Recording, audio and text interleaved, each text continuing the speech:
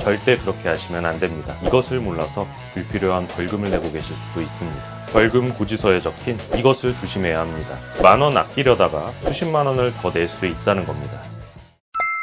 시니어 정보의 모든 것, 걱정마 엄빠 둘째 아들입니다. 혹시 운전하시는 분들이라면 이것을 몰라서 불필요한 벌금을 내고 계실 수도 있습니다. 저도 몰랐을 때는 그냥 냈었는데요. 오늘부터 절대 이 실수를 반복하지 않도록 확실하게 알려드리겠습니다. 정말 돈이 굳을 수 있는 방법을 알려드릴 테니까요. 꼭 끝까지 시청 부탁드리겠습니다. 시작 전에 구독, 좋아요만 꼭 부탁드릴게요. 피가 되고 살이 되는 걱정마 엄빠, 지금 시작합니다.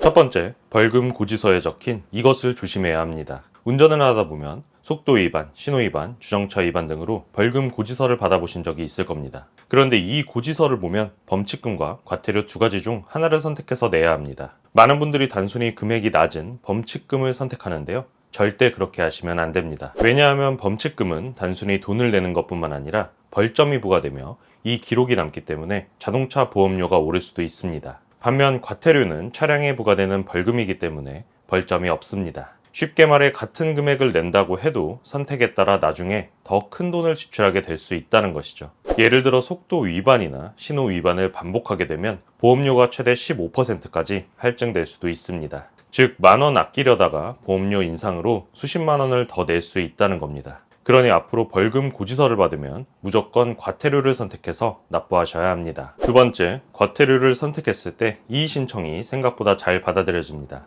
많은 분들이 이의 신청해봤자 소용없겠지 하고 포기하시는데요. 실상은 그렇지 않습니다. 충분한 사유와 증빙 자료가 있다면 얼마든지 과태료를 감면받을 수 있습니다. 이의 신청이 가능한 사유는 총 5가지입니다. 첫 번째, 도로공사나 교통 단속 등을 위한 정차. 두 번째, 응급환자 수송이나 치료를 위한 정차. 세 번째, 화재, 수해 등으로 재난으로 인한 정차. 네 번째, 장애인의 승하차를 돕기 위한 정차. 다섯 번째, 그 밖에 부득이한 사유입니다. 예를 들어 이사를 위해 어쩔 수 없이 도로에 정차했다가 주정차 위반 과태료를 받은 경우 이사 계약서와 상황 설명을 첨부해 이의 신청하면 감면될 확률이 높습니다. 이의 신청 방법도 간단합니다. 먼저 경찰청 이파인 사이트에 접속해 주시고요. 민원 신청 메뉴에서 과태료 의견 진술이나 범칙금 이의 신청을 해주시면 됩니다. 필요하면 직접 경찰서를 방문한 후 신청서를 제출하셔도 됩니다. 이렇게 접수가 되면 매달 열리는 심사를 통해 취소 여부를 결정하게 되니까요. 한 번이라도 억울한 벌금을 내셨다면 꼭 시도해 보시길 바라겠습니다. 걱정마 엄빠에서 야심차게 준비했습니다. 시니어를 위한 스마트폰 활용 위드 챗GPT 한 권이면 인터넷을 찾아 헤매거나 자식들에게 물어볼 필요가 없어집니다. 혼자서는 하기 힘들었던 공인인증서 발급 같은 복잡한 업무부터 쿠팡, 야놀자, 배민, 코레일 어플 같이 실생활에서 쓸 수 있는 앱들, 그리고 최근 유행하는 챗 GPT 사용까지 이 책 한 권에 모두 담았습니다. 특히 유튜브처럼 빠르게 지나가는 영상이 아니라 그림을 보고 하나씩 천천히 따라할 수 있도록 구성되어 있습니다. 지금 보시면 실제 스마트폰 크기와 비교해 봤는데요. 어떠세요? 실제 스마트폰 화면 크기로 된 큼직큼직한 이미지와 친절한 설명 덕분에 누구나 쉽게 이해할 수 있겠습니다. 현재 먼저 접해보신 우리 엄빠님들께서도 추천한다는 리뷰들 많이 남겨주시고 있습니다. 지금 QR코드와 더보기란 고정 댓글을 통해 온라인에서 구매 가능하고 오프라인 서점에서도 만나보실 수 있으니까요. 많은 관심 부탁드립니다.